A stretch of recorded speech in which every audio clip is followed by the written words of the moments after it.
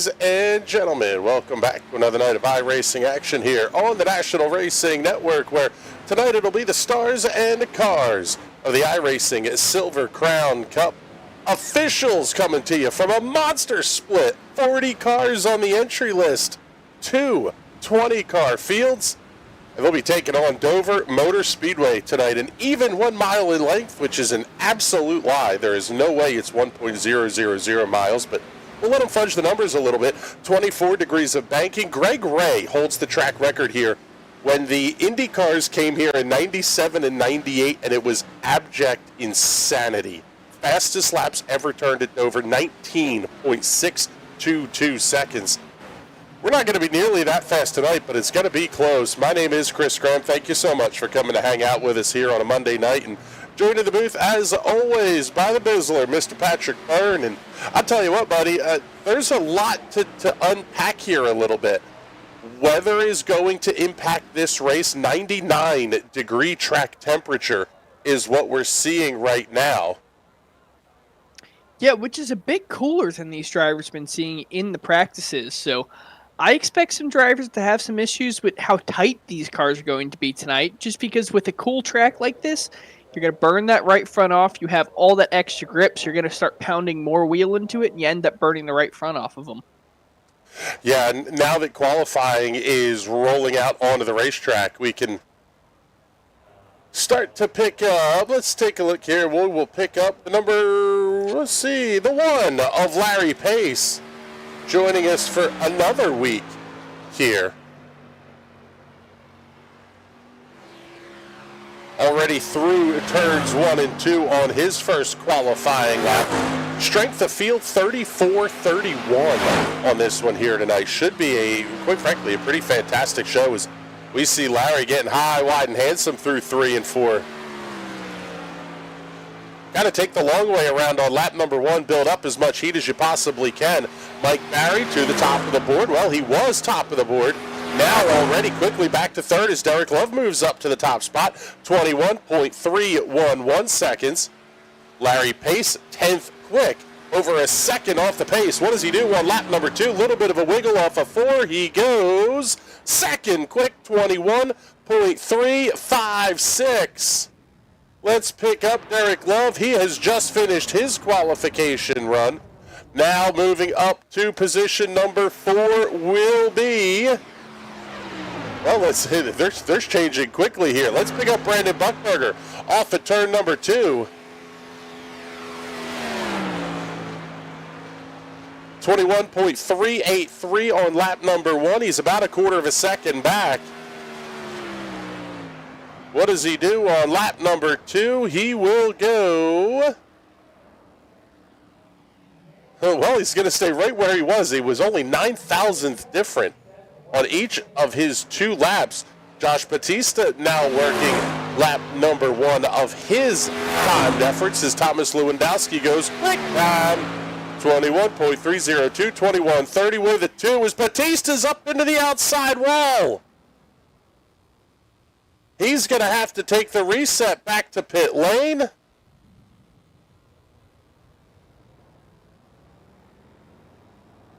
So he's basically going to get 1 flying lap at this, because this lap is going to bring him up to speed, and then he is going to have to send that thing off into turn 1.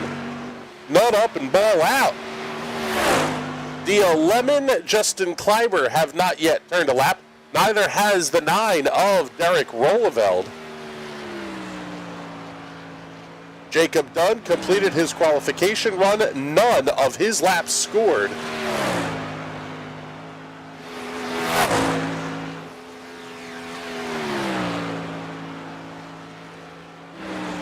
See what the lap looks like for Batista. Oh, he may have gotten the wall again. Lap number 2 does not score. Josh Batista will have to come from the back of the field here tonight. James Watson just finishing up his qualification run. 21.374 seconds for driver 39. Minute 15 left in qualifying. still a chance to get out here and turn some laps. Looks like, let's see who we do not have a lap from yet here. Derek Rolleveld, Dia Lemon, and Justin Kleiber, still those three, and now down to 55 seconds. You're not going to get a lap in either, so those drivers will all start tonight from the back of the field. Tell you what though, Bizzle, no real surprises here. Lewandowski, Love, Pace, Watson, Buckberger, Stanton, the top six. All the heavy iron, with the exception of Josh Batista, is at the sharp end of this field. Yeah, it's going to be a fun one seeing everyone try and come up through the field. Got to thank everybody that's tuned in here tonight on YouTube. We appreciate you coming to hang out. M. McCullen is checking in. Oh boy. This TWRS ad is wild.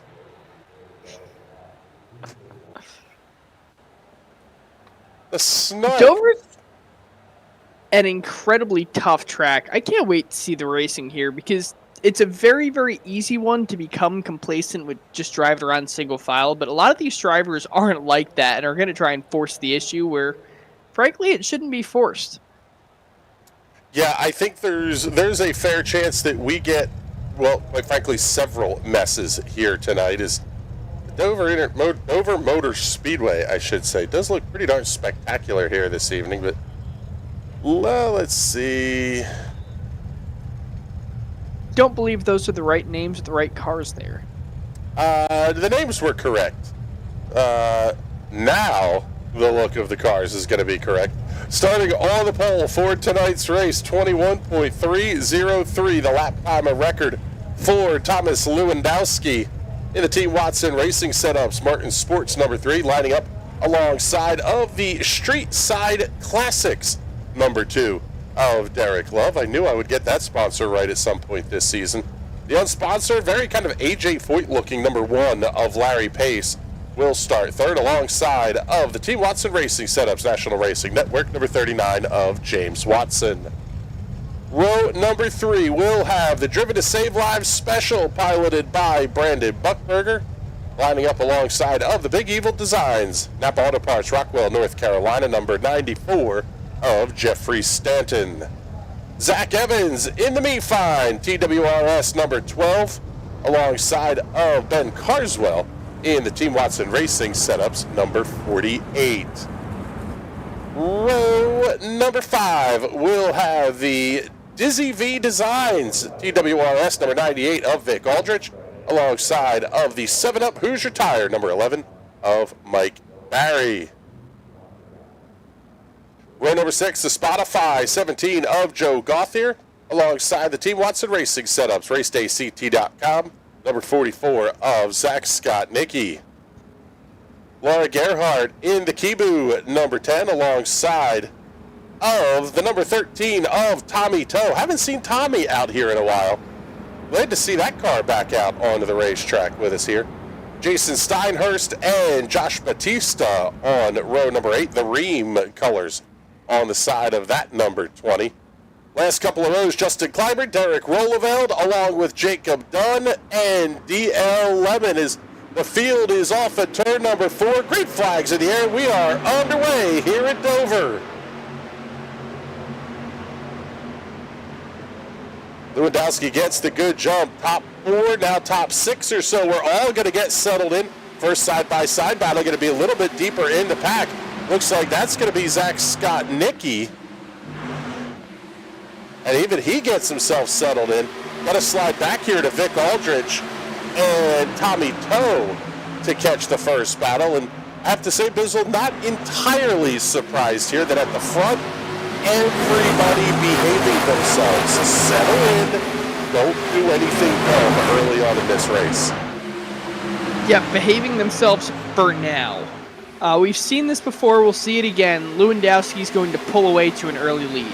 Wow. But what we have seen is he's going to burn up the tires, and he's going to get caught back up by Derek Love, Larry Pace, James Watson, and then fight is on. These guys are going to either wad some stuff up or have a fantastic 2 and 3 wide battle to the finish.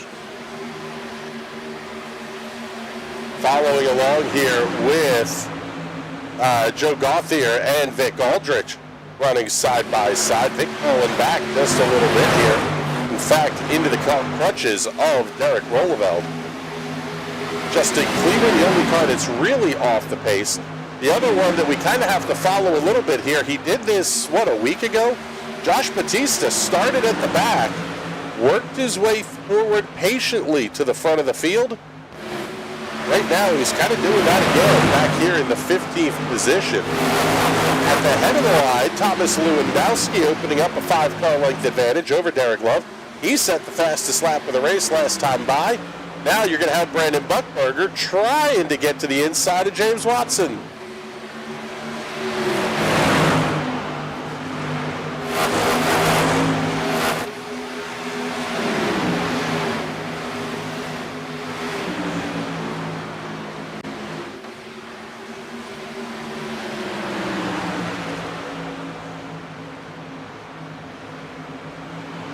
Buckberger's going to easily get by Watson in turn number 1. Yeah, not a whole lot of effort there. Jeffrey Stanton having to deal with Ben Carswell just one position back. But I think we're going to kind of stay up here towards the front a little bit. Josh Batista gets around Derek Rolleveld to 13th. Here comes Larry Pace inside of D-Love to 1.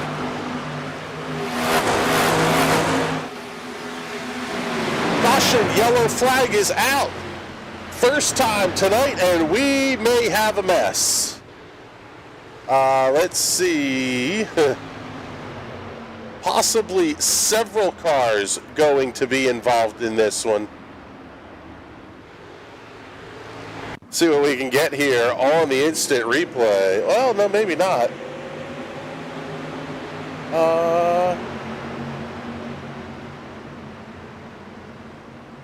That was right the initial start of the race. Let's try this one.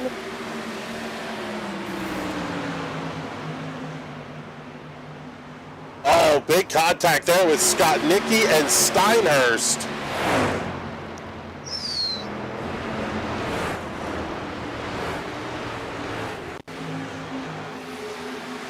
Take a look. Scott Nicky kind of bounced it off the wall. Tried to hold the inside line and kind of nowhere for Steinhurst to go, but everybody able to straighten the race cars out, get back on the good part of the racetrack, but unfortunately, going to be a fair bit of damage to a couple of those cars, and they will be towards the back of the field. Mike Barry now running in the 20th position.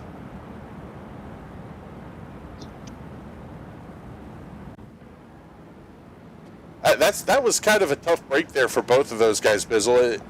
You had Scott Nicky just doing his best to make the corner and hold the inside, and he got to the spot right as Steinhurst was kind of starting to turn down into the corner.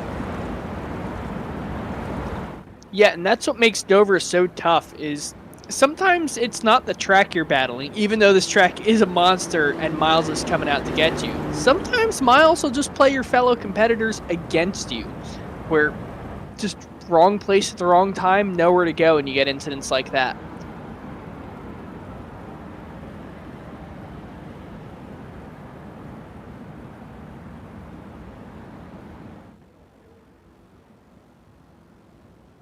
Yeah, that's kind of the tough part is how you put, where do you put your car, I guess is what I'm trying to say if you're Steinhurst. If you run the high side, you may get run all the way up to the fence. If you don't try to make the corner, you're going to put it in the wall. You're kind of like, I don't know, things kind of get just ugly in that spot where you're sort of damned if you do, damned if you don't. Yep, exactly.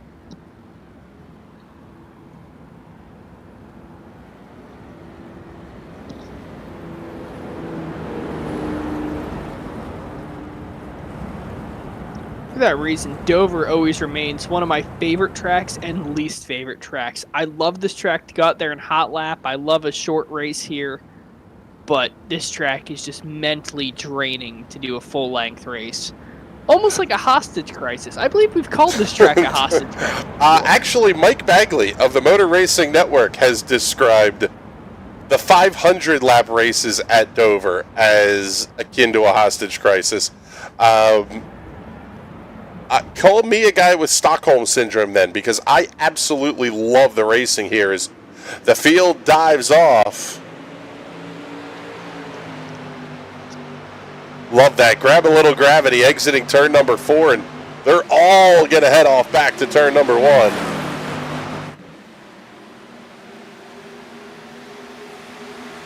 This is the thing about the Silver Crowns and the single file restarts that they do. You don't get those kind of crazy side-by-side dive bombs into the corners because you really have to almost jump the start to get alongside somebody into the corner. I like how at a place like this that it is this difficult to drive. The drivers have a chance to kind of settle themselves into one, and then you're really kind of start racing again off of turn 2. Yeah, I've always been a huge fan of the single file restart. I know the double file brings more excitement to the restarts, and it brings more of that caution breed cautions, and you get all the wrecks that all the fans love. But to a pure racer, single file restarts are way better. It gives you time to relax, gives you time to get back into the groove before you start racing.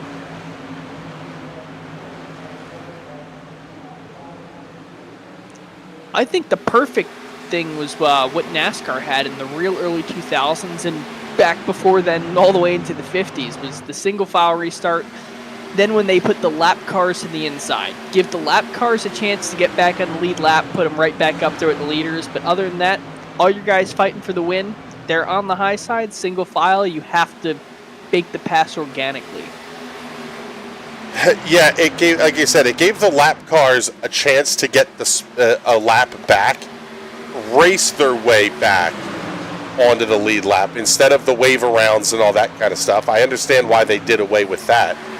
If you're not racing back to the caution, you have to have a way for somebody to get the lap back. But yeah, I don't know how I feel about them. I think they're all good in different ways. If you're here for the big show, double file restarts are the way to go. If you're here for the purest possible form of racing, there is no, well, hold up, we've got another caution, and could be Zach Scott Nicky having issue number 3, I believe. We saw him bounce it off the wall once. Then there was another one. I think this time may have done the trick. Yeah, there it is. Big to the inside wall. Hard into the inside, back to the outside. Oh, man, and then he buries it. Good Lord, that thing was balls deep in the safer barrier in turn number 1, and that will be the end of the night for Zach Scott Nicky.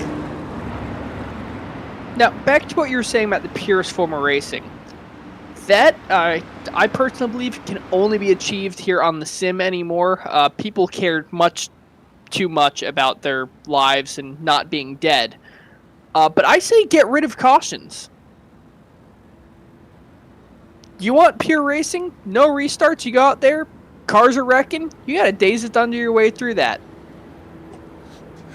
I think in the sim world it could work. And, I mean, we do that with the Vintage 500 and some of the other special events that the TNT group puts on. I think it's interesting. It leads to chaos and insanity, but it's also, I mean, I guess it is the purest form of racing. The fastest from point A to point B. However, but you also notice that people that end up winning those races are either the smartest guys or the gutsiest guys, and there's really no in between. You see a huge wreck in front of you, and there's a 50-50 shot. You can either keep it pinned and try and run the whole way through the wreck, and hopefully no one tags you. And there's a huge reward there, but there's huge risk. Or you can check up, hit the brakes, slow down, let everyone kind of slide off of the banking, then get back on it. Low reward, but low risk there. And that's what racing is. It's a game of chess at 200 miles an hour. That is the purest form that you can get. If you know the caution flag's coming, there's no incentive to keep it pinned. You kind of stop, hit the brakes, catch back up behind the pace car, and re-rack him and try again. But when there's that huge risk, huge reward, that's what I think is really fun. Well, now that we are on caution number 2 and just past the quarter post in this one, Larry Pace was just starting to get up onto the back bumper of Thomas Lewandowski. I wonder if we're not going to see maybe a little bit more of that here, as if you think you're going to get a caution every 10 to 15 laps or so, it presents an opportunity to try to kind of force your way forward. If you're especially somebody like Brandon Buchberger that's running third, James Watson, Jeffrey Stanton, even Derek Love can be plenty aggressive towards the front of the field. If you're going to get a bunch of restarts, these guys are going to have a chance to make some moves. Yeah, and that's the great thing about Dover is if you can stay right with someone, you can easily force them into a mistake. This track is narrow, this track is tough, and this track is trying to kill you at every moment. So what can be a tiny little mistake at another track is detrimental here. Watson already having the look very quickly on Derek Love. Had to back out of it. Yeah, to not pass him across the line. Yeah, Watson got a great restart, but now Love going to work on Buchberger here for position number 3.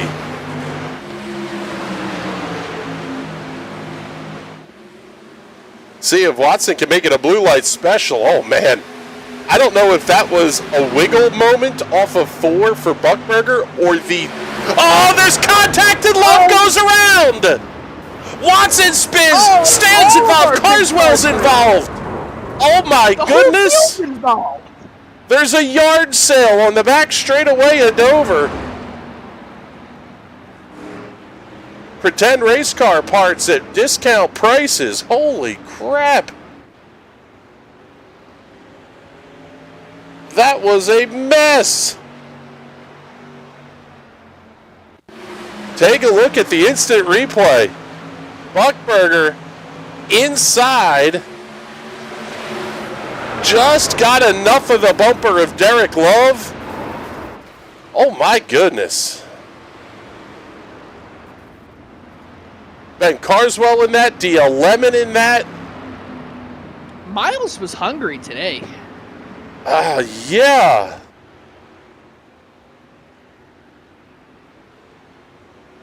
Picked him up a double QPC on that one. Good Lord.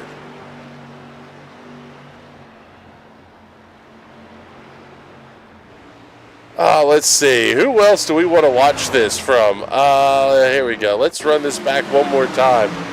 Pick it up from Ben Carswell. Kind of see what happened a little bit further back in the pack.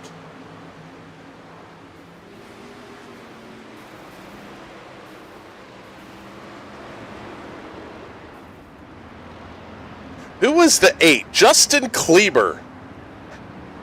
We're going to do this one more time, and we are going to go on board with Justin Kleber.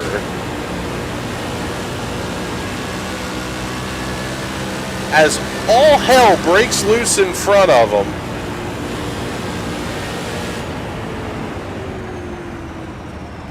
Back it down, back it down, back it down. High, high, high. Now get low, low, get down. Wait for him. There we go. Stay low, stay low. That's how you do it right there. Back to our previous discussion. If there was no caution flag, there was a clear gap there where he could have sent it straight down the middle, held it wide open, and probably would have been okay. But he backed her way down, didn't get any contact, didn't hurt the car at all. And he's up to 13th. But if he held it wide open, there was no caution flag or anything, he could have been as high as, what, 8th, 7th? So, it's things like that you got to think about when there's no caution flag. It's organic. It is the purest form of racing. Well, Justin Kleber is now up to the 13th position. James Watson is on pit lane. Zach Evans, Ben Carswell, Tommy Toe, Derek Rolleveld, Jacob Dunn, all on pit lane. And there is a lot of bent-up race cars out here. Let's pull up the focus camera here and get a look at third place running Brandon Buckberger. That car has got a little bit of damage on the right side. If we take a look at Derek Love, the back end looks okay. Unfortunately for Derek, the front end, not so much.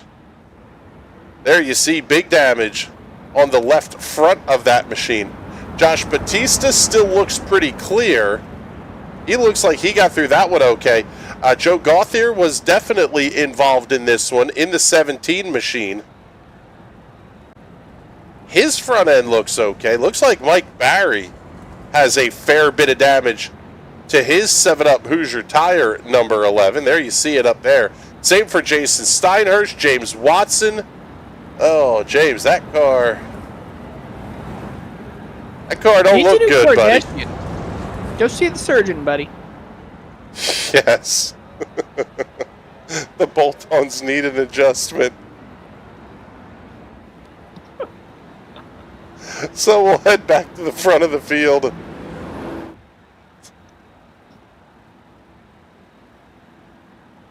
Zach Evans checking in the comments here saying, well, that's unfortunate. 6 minutes of required on the number 12 MeFind 213 Simware machine. And I'll tell you what, that has completely changed the outlook of this race. Sort of. It's still Lewandowski, Pace, Buckberger, Love at the front. As we go back to green flag racing.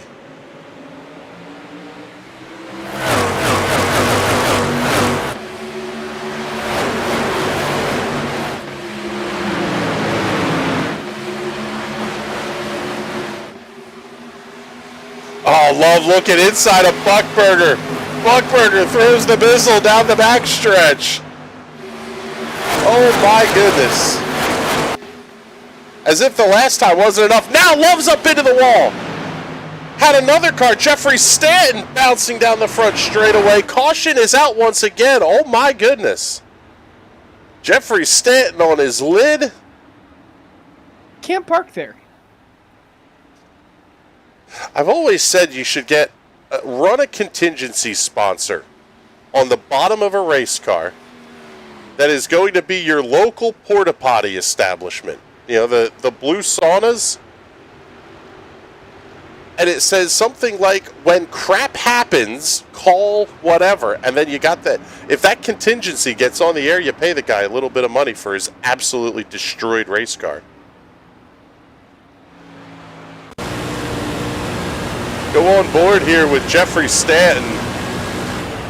Oh, clips Steinhurst and... Hope you're not in VR.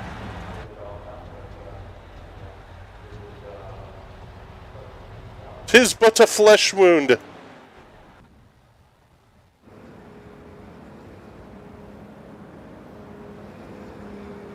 So now we're on lap number 30 of 80. We're not even to halfway yet.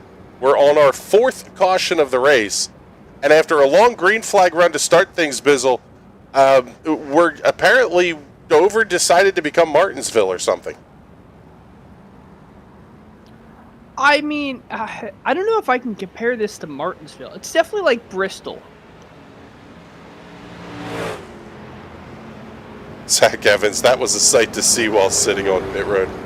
I'm just saying in terms of the, well, okay, we'll say carnage that has developed in this one.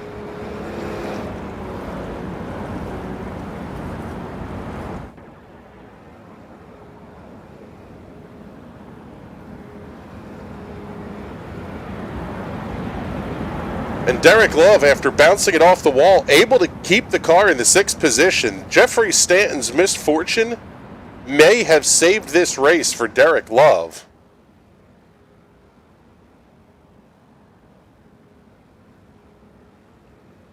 And McCullen, the rate we're going, we're going to have more broken cars than running finishers.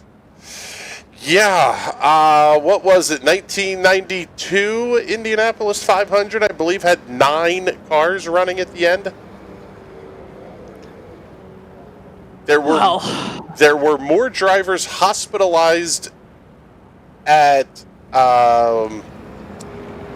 Indiana Methodist Hospital than there were cars running on drivers on the racetrack at the finish.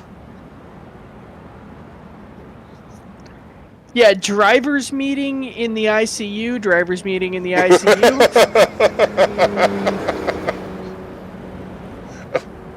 We'll make that a little bit classy and say emergency department.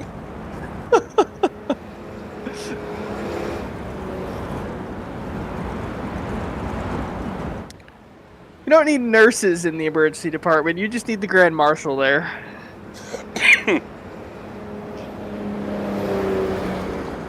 Drivers, start your ventilators. When Dr. Steve Olvey is your grand marshal, you know you're not having a good week. Zach Scott Nicky checking in saying Dover sucks. Dover does not suck, Zach. Nah, Dover's awesome. That's what Zach Evans says. One of the Zachs got it right. Both Zach's not running here tonight. Maybe Dover, maybe Miles was just hungry for Zach's. Maybe.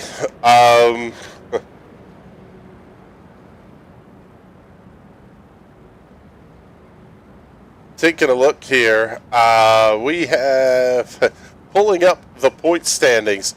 This is doing some things for Thomas Lewandowski tonight, with everybody having 8 weeks counted, sitting on a nearly 200-point lead over Brandon Buckberger. Josh Batista sitting in the 3rd position, only 15, 16 points back entering tonight. So Batista can make up some ground, potentially, on Brandon Buckberger. We're now into drop week territory, as this is week number 10 of 12 on the season. Jeffrey Stanton, Derek Love, James Watson, Joe Gauthier, Laura Gerhardt, Tracy Petter, Brett Elmore complete the top 10 in the point standings.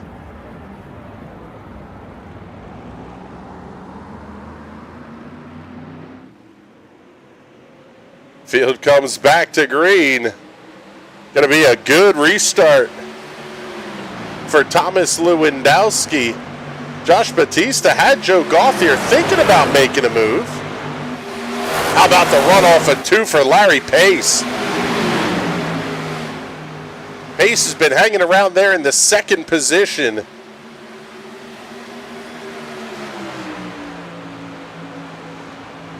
I don't understand this comment, Zach. If we could just tear down the walls and just add more banking, I'll be agree. Tear down the walls, okay. Add more banking. Like, are you thinking like all the way to the top of the grandstands at each end of the racetrack? Hang on. I've got it. Come on, lady. Put the Jack Daniels down and call back later. Oh, we miss you, Robin Miller. Get back in the pack a little bit here. James Watson starting to make his way forward, coming around Vic Aldrich. That's going to put Watson back into the 9th position. I would imagine a very frustrated James Watson at this point. A little bit further back, Laura Gerhardt, Jason Steinhurst battling. Hang on, we've got a battle for the lead. Yeah. How about it? Entering turn 3, Larry Pace able to make the move. Show it to you here on the NRN Instant Replay.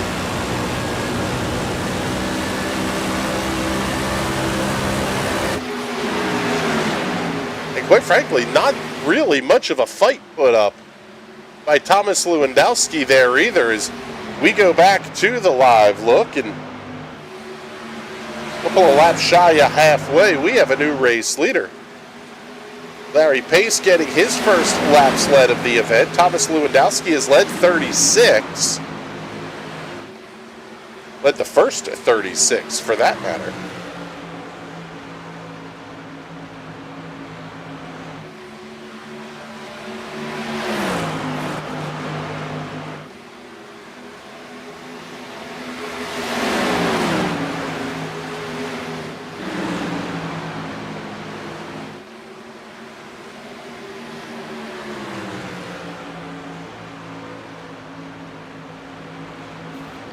Halfway through the event now. Yep, cross flags at the start-finish line, and Larry Pace will be the race leader and pick up the non-existent Gillette halfway bonus. If you submitted a postcard or called a 1-900 number, good for you. No prizes on offer for that one here tonight. I am actually surprised that we're seeing Brandon Buckberger gain on Thomas Lewandowski here.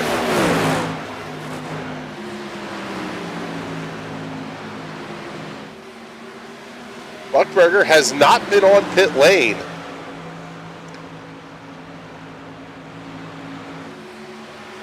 So I'm trying to remember the Gillette halfway bonus. Is that before my time? Are you dating yourself again? Yes, I am. You could send in a postcard or call a 1-900 number for $11.99 a minute or something and get entered to win a Chevrolet Corvette when that was the, during years that the Corvette was the pace car, the Indy 500. Oh, back when the Corvette was still only offered in a 6-cylinder?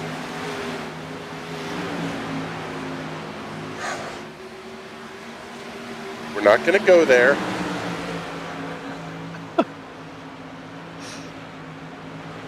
Top three putting up a pretty good fight. Wait, was this before they had televisions that showed colors? No. Again, that was another 1992 Indy 500 reference. Although, actually, it was through most of the early 90s, I would guess.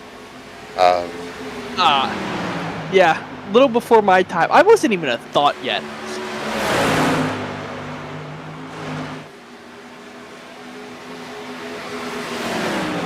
So I'm fairly certain I wasn't a thought until a few months before I was born. So back to the racing here at Dover. There was no thought given to that one.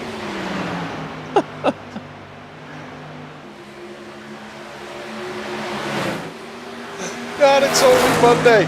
Buckberger thinking about the look inside of Lewandowski into 3. Has to back out of it.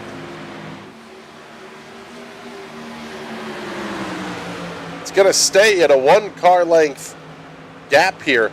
After all of the incidents that we've had tonight, we only have 4 cars out of the race. Zach Evans is on pit lane. He's been there for 60-plus seconds now. Jeffrey Stanton, Derek Rolleveld, and Zach Scott-Nicky are all out of the race as Buckberger makes the look inside of Lewandowski. Tried it off of 4. He's going to be able to get the pass made exiting turn number 2. And you wonder if some of the setup differences aren't starting to come into play here as we're going to swap sliders. Lewandowski back to second. Big moment off of turn number 4. Track temp up over 101 degrees.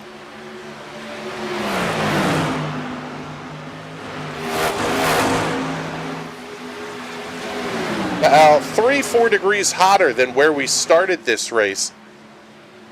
It doesn't sound like a lot, Bizzle, but really that can be a huge change in the handling to these cars. Yeah, these vehicles are very, very sensitive to temperature changes. A 10-degree difference can mean the difference between the car being pushed tight and wanting to crash into the wall at the right front, or on the verge of spinning out loose. So, these cars and setups are just so sensitive. And quite frankly, I think that's only going to continue to grow in importance with the updates that we've gotten from Greg West on the iRacing development side of things. They're not just adding rain. They are completely modeling the weather, to the point that I think it has some interaction with the drag racing sim producer that iRacing purchased. Because in drag racing, pressure... Well, no. The drag that iRacing purchased has nothing to do with drag racing.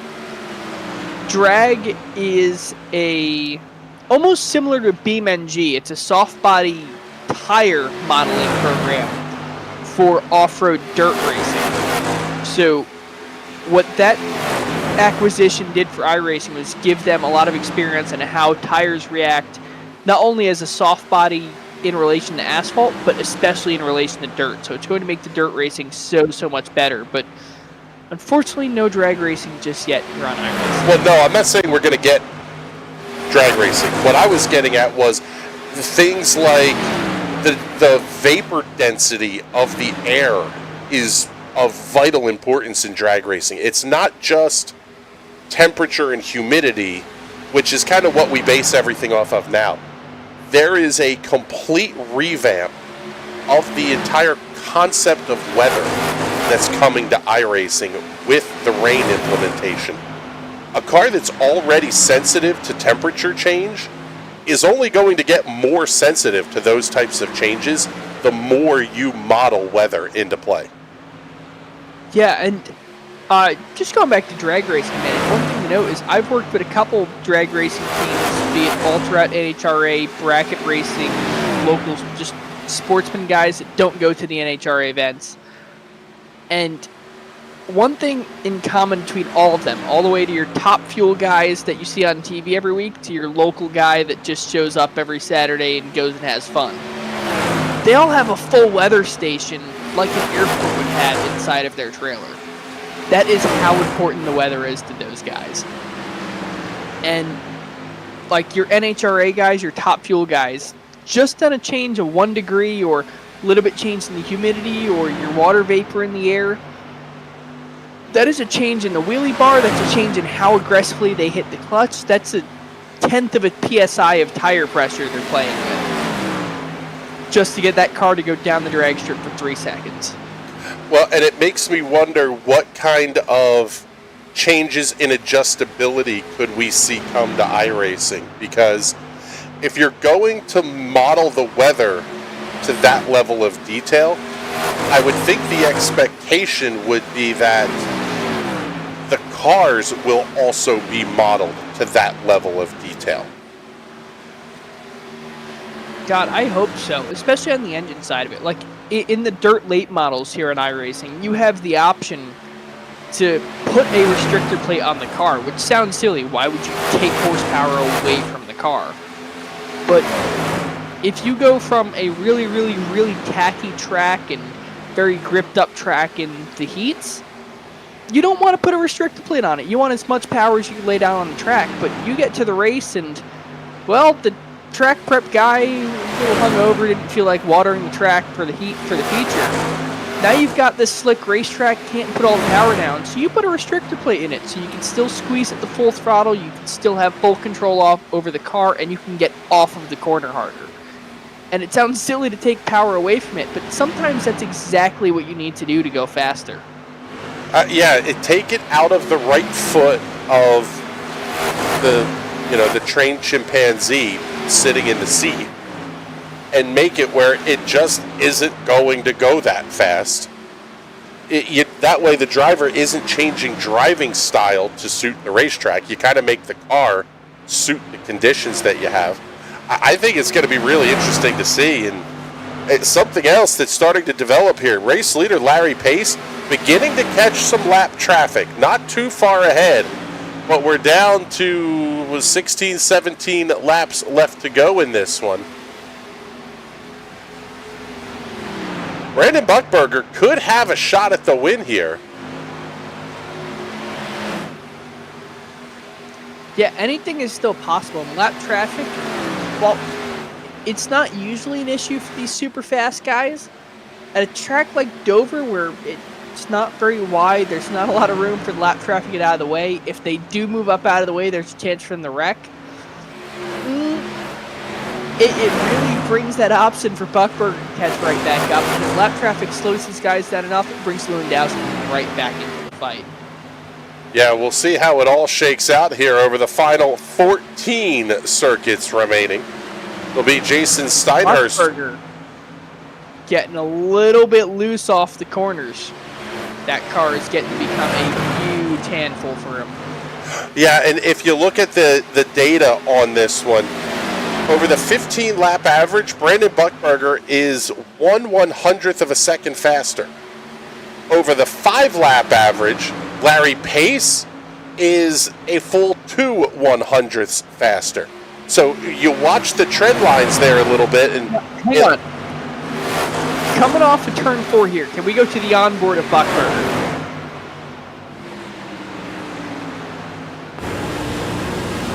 Look how sideways this car is getting. It doesn't look like he's going full Tokyo Drift, but that car, he can't bring it all the way to that outside wall. It wants to pitch straight in towards that inside wall, and he's kind of having to catch the car and keep it straight coming off the corner.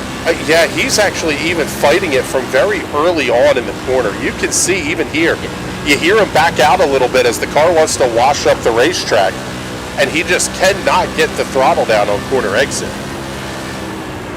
It's very subtle, but that's kind of how you have to drive these cars, where they always feel like they're on edge, and the fastest guys can make it seem like the car is going straight the whole time. But if you have a little bit of experience in these cars, you can tell just when they're uncomfortable with it, when the car is getting just like that, all out of shape. And the car looked like it kept going straight, didn't look like it was getting sideways, but you could see the glove move up straight under that tachometer and bring back to straight. He is putting a ton of wheel in that thing trying to keep it straight. And the gap is, well, it was opening up, starts to close in a little bit. Yeah, you see it really open up on corner exit. Larry Pace is doing, quite frankly, a fantastic job of managing that race car. And McCullen, that thing is twitchy AF. Yeah. Yeah, and a car that loose, that's why he's picking up the time in the mid-corner. It's because a car that loose is going to be so much faster in the mid-corner. But exiting, he just can't get on the power without that thing trying to kill him. And frankly, if I was him, I would be happy with second place right now. My only goal is bring this car to the checkered flag, because that thing is trying to kill him. And I would even put money on him wrecking that thing before the checkered flag comes out. Not trying to jinx him, but it's almost impossible to keep that up lap after lap with that car being that difficult to drive. Well, now we're riding on board with race leader Larry Pace, and you can hear the throttle is a lot smoother on corner exit, and there really isn't, it's a breathe of the throttle, maybe a little bit of brake to the mid-corner, but really smooth compared to what we saw out of Brandon Buckberger.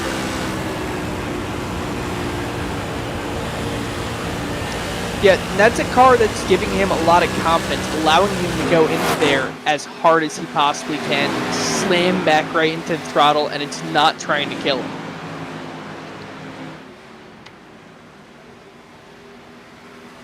Next car on the list, I believe, I was trying to see the number of who that is in front. Could be Jason Steinhurst, looks like, getting ready to go a lap down.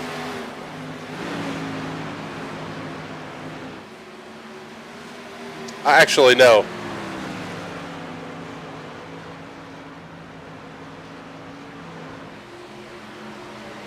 Oh man, that car is wobbling all over the place.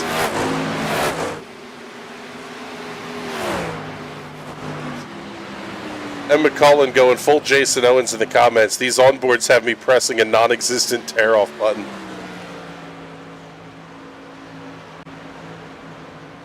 It's what the driver sees. We don't have control over their tear-off button. And even when they do hit it, we don't get one. Sitting here pressing my wheel on my tear-off button. It ain't working. Nope, that's not going to help you either.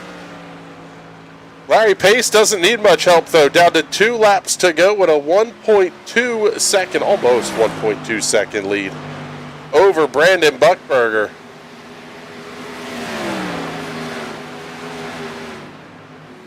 Pace will claim the most laps led, and he'll see the white flag this time by 1 more mile to go. Here in the great state of Delaware. Hit the casino off the back straightaway.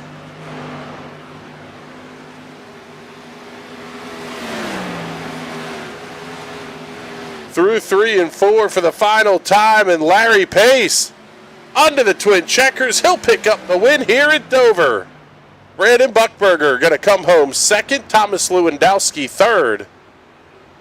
Josh Batista and Derek Love looks like they will round out the top 5.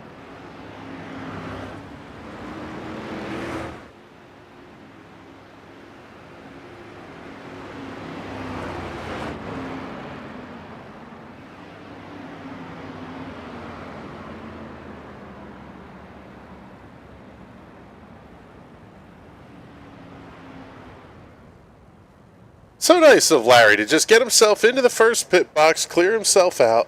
That's how you do it. You don't slam the brakes once you cross the start-finish line. Get to a safe spot, stop, and then you can get out of the race car. If you finish second. If you win the thing, you should be burning it down on the front stretch, but, it's just me. I don't know. I'm old school. I'm good with a victory lap, maybe a Polish victory lap. They're cool. You don't have to. You burn them down every week, and it's just not the same. It's not the same. Oh my goodness, Alex Zanardi ripping absolutely circle perfect donuts. Beautiful. We have guys in NASCAR that have to park it on the inside wall because they can't get the rear wheels to light up. Anyway, let's tell you your race results here before I start getting myself in trouble. Larry Pace, Brendan Buckberger, Thomas Lewandowski up on the podium, Josh Batista, and Derek Love complete the top 5. Laura Gerhardt, Joe Gauthier, James Watson, D.L. Lemon, and Vic Aldrich will round out the top 10 here tonight. 11 through 20, Jacob Dunn, Justin Kleber, and Jason Steinhurst all finishing 1 lap down, 11 through 13. 14th place, Tommy Toe, 4 laps behind. And then everybody else out of this race early. Derek Rolleveld, Mike Barry, Ben Carswell, Zach Evans, Jeffrey Stanton, and Zach Scott Nicky.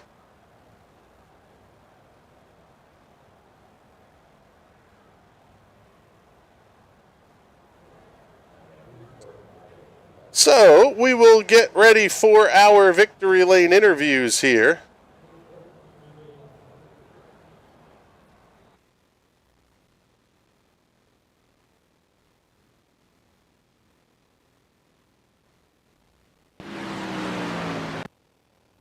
And let's bring up let's see, who do we want to talk to first? We'll bring up our race winner, Mr. Larry Pace. And, man, I'll tell you what, Larry, we had a little bit of a caution fest early on in this one, and ultimately it was looking like it was going to be you and Brandon, and I think you were able to manage tires a little bit better and pick up a really nice win here tonight. Congratulations.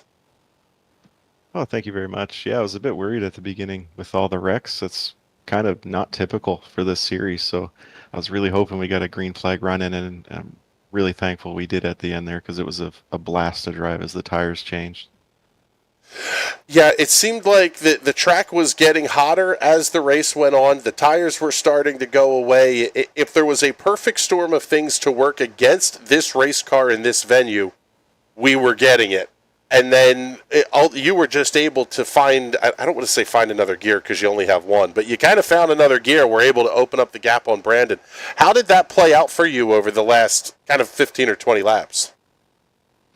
Yeah, so we came up on a group of lap cars, and I was actually struggling with a bit of loose on exit, and that's where Brandon was really getting me. He was able to commit to the throttle, and I could see it behind me, and I was having to really wait on it and take it easy. And when we came up on those lap cars, I was able to keep it to the floor on exit because it tightened it up due to the draft.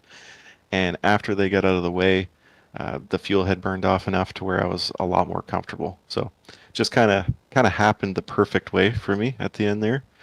The balance really came to me as the fuel burnt off. So it was just a bit of a luck as far as that goes, and then just not overdriving There's a couple moments where I started trying to push on exit to break even with Brandon, and I was losing more time. So I just accepted that I'm going to lose time to him on exit and try to make it up everywhere else. And then it came to me. Well, I'll tell you what, it was very, very smart drive tonight. Leading the final 44 circuits of this one. Congratulations on a very nice win here. And before we let you go, make sure you do any of the sponsor plugs and thank yous that you'd like to get in here as well. Yeah, absolutely. So thank you to Thomas Lewandowski for the rocket ship, as usual. So I don't think I've lost a race this season with his setups. He's one of the best for sure. Would not run these races without him. So huge thanks to Thomas Lewandowski. To you guys for doing the stream, of course. Everybody at the drill aisle. And yeah, that's it. Thank you very much. All right, buddy. Well, thank you much. We appreciate you coming to hang out with us for a couple of minutes here. And now we're going to go talk to our runner-up finisher tonight here, Mr. Brandon Buckberger. And I'll tell you what, Brandon, the first question we got to ask is the contact with Derek Love in kind of the middle of turns 1 and 2, kind of, I guess, halfway point-ish of the race. Talk us through what you saw. It looked a lot to us like kind of a racing deal.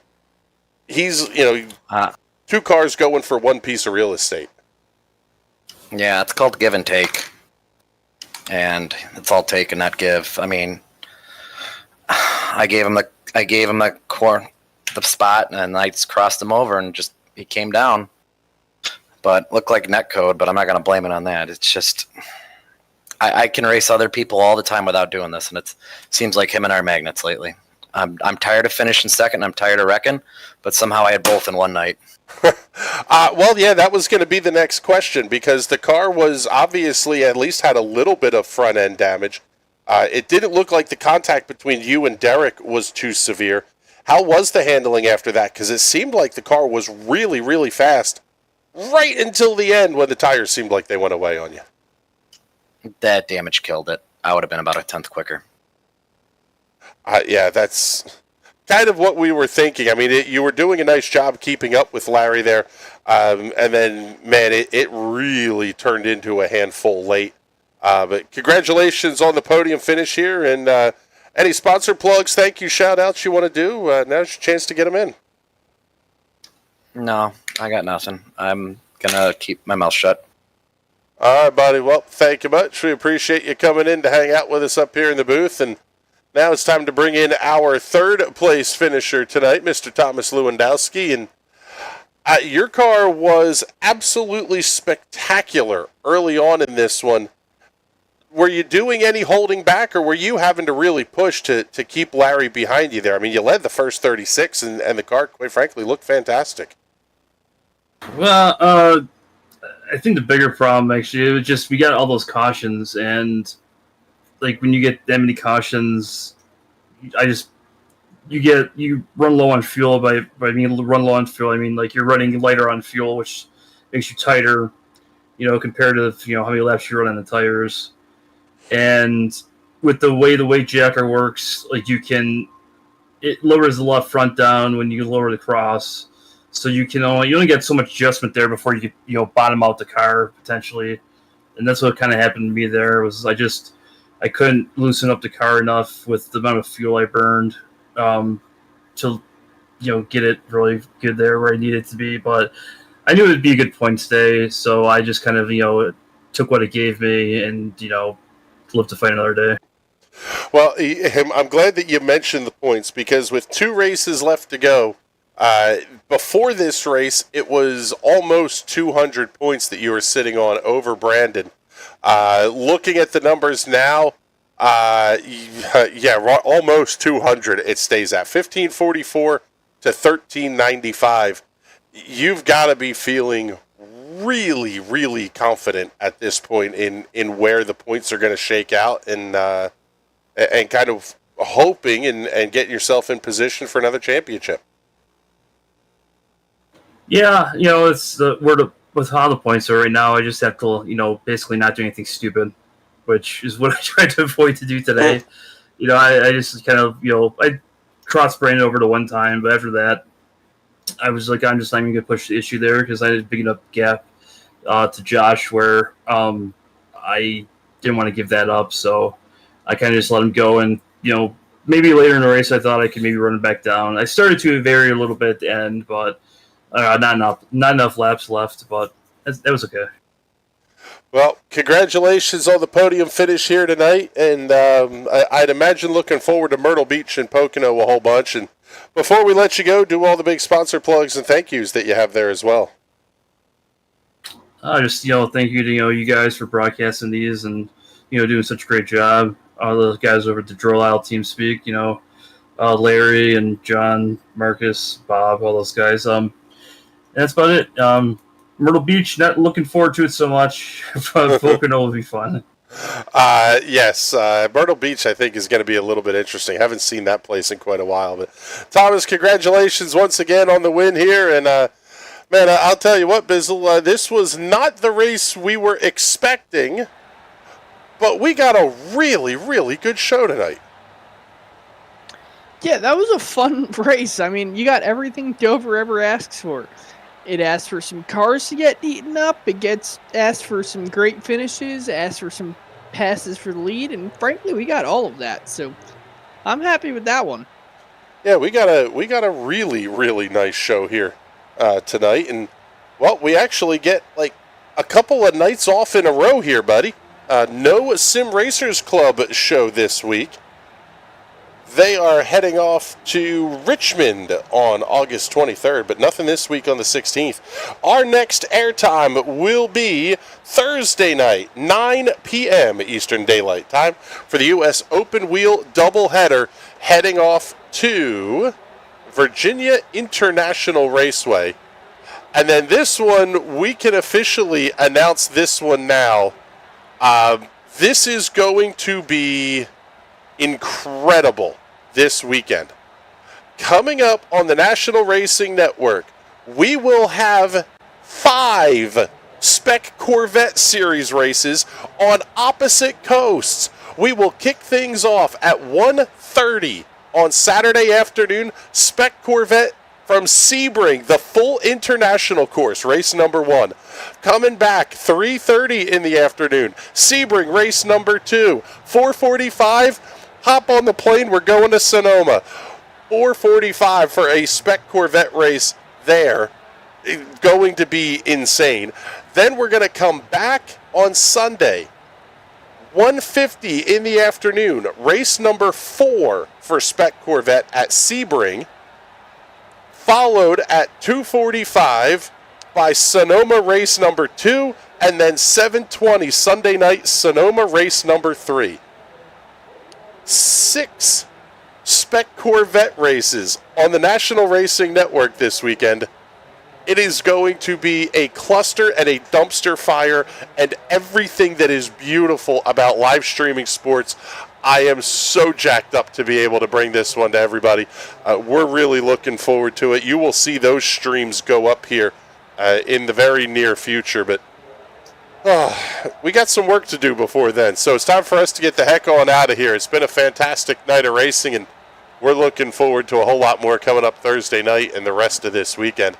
For Patrick Byrne and everybody here at the National Racing Network that makes these shows happen, my name is Chris Graham. Thank you so much for coming to hang out with us, and we will talk to you all soon. Have a great night, everybody.